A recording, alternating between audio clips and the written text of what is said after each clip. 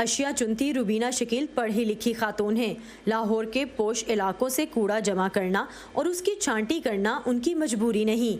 रुबीना इन इस्तेमाल शुदा अशिया को फ़रोख्त करके ज़रूरतमंद बच्चों की तालीम के अखराजात पूरे करती हैं। इस सिलसिले का आगाज़ 2003 में घर के गैराज से हुआ, जहां उन्होंने ज़रूरतमंद बच्चों को पढ़ाना शुरू किया। एक साहिबे सरवत की नज़र पड़ी जिन्होंने एक केनाल अराजी अतिया कर दी।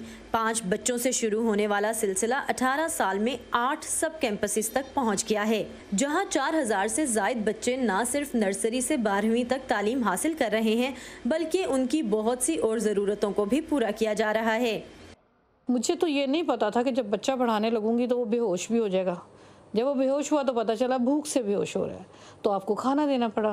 फिर जब आप हाज़िरी के अटेंडेंस देख रहे हैं, बच्चा अगर हाज़िरी नहीं दे रहा तो इसका मतलब है वो बीमार है, तो डॉक्टर लाना पड़ा। फिर जब पता चला कि इसके अंदर तो विटामिन्स बहुत कम है, इसमें आयरन नहीं है, इसमें कैल्शियम नहीं है, तो दूध पिलाने के लिए जानवर ख़रीदने पड़े। फिर पता चला अब ये 8वीं 9वीं 10वीं पढ़ ली हैं, फ्रस्ट्रेटेड होती हैं, घरों से बाहर नहीं जा सकती, तो सिलाई कढ़ाई करके चलो 100-200 रुपये कमाना शुरू करो, तो सिलाई सेंटर बनाना पड़ा।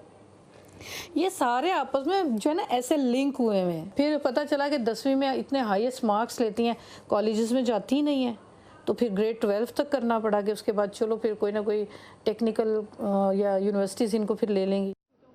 बच्चों की यूनिफॉर्म, बस्ते, किताबें, खुराक, असातिज़ा की तनख्वाहें, बिजली, पानी के बिल और दीगर ज़रूरतों का माहाना खर्च 50 लाख से ज़ायद है।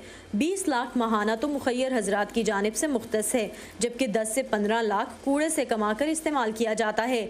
आबरू ट्रस्ट की गाड़ियाँ लाहौर के महंगे इलाकों से खुश्क कूड़ा, रद्दी और पुराना सामान जमा करके आबरू वेलफेयर के वेयर हाउस में लाती हैं। मैं उस वक्त समझ रही थी कि ये बहुत आसान काम है, कूड़ा ही तो उठाना है, कूड़ा ही तो उठाना है। मुझे तो पता ही नहीं था कि बहुत बड़ा माफिया है कूड़ा उठाने के पीछे, और बहुत मसाइल हैं और बहुत बड़े बड़े लोग इसके पीछे हैं। वो लोग समझते हैं मैं उनकी कंपटीटर हूँ, पता नहीं मैं उन्होंने जो करोड़ों का ठेका लिया हुआ है उसमें से मैं क्या निकाल के लेकर जा रही हूँ।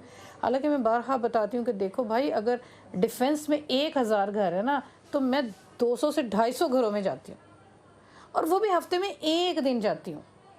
तो खुदारा इस बात को समझो कि मैं किसी का कुछ नहीं कर रही।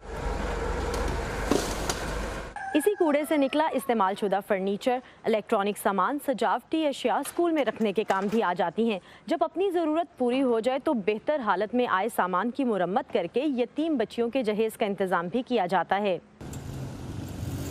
बाकी रह जाने वाली बहुत सी अशिया इदारे के 3 भलाई मराकज़ में चली जाती हैं, जहां लोग इन्हें इंतहाई सस्ते दामों खरीद सकते हैं। यहाँ से हासिल होने वाला पैसा भी बच्चों की तालीम पर लगाया जाता है।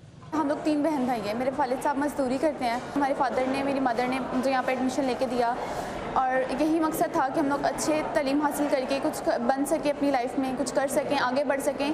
जैसे पेरेंट्स ने, हमारे पेरेंट्स ने ज़िंदगी गुजारी है, वैसे ज़िंदगी हम ना गुजार सकें। मैं तो वैसे ही ब्रॉडकास्टर बनना चाहती हूँ, तो मैं यहाँ पर जिस फंक्शंस वगैरह होते हैं तो उनमें कंपेयरिंग करना या डिबेट्स, स्पीच वगैरह करना, तो मैं पार्टिसिपेट मैं करती रहती हूँ। वैसे भी स्कूल वाले मौका देते हैं कि अगर बच्चे में कोई टैलेंट है तो हम उनको सामने लेकर आएँ, वो बच्चे कुछ कर सकें, कुछ बन सकें। मैंने आईकॉम कंप्लीट किया, फिर मैं यहाँ पे वापस आई क्योंकि मुझे अपनी स्टडी आगे भी जारी रखनी थी।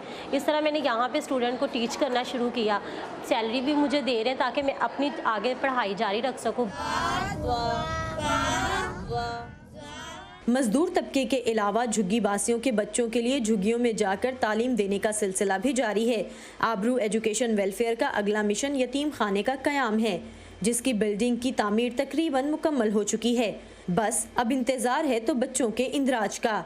आबरू वेलफेयर स्कूल और कॉलेज में पढ़ने वाले यतीम बच्चे और बच्चियों को यहाँ तरजीही बुनियादों पर रिहाइश दी जाएगी। Saman Khan, voice of America, Lahore.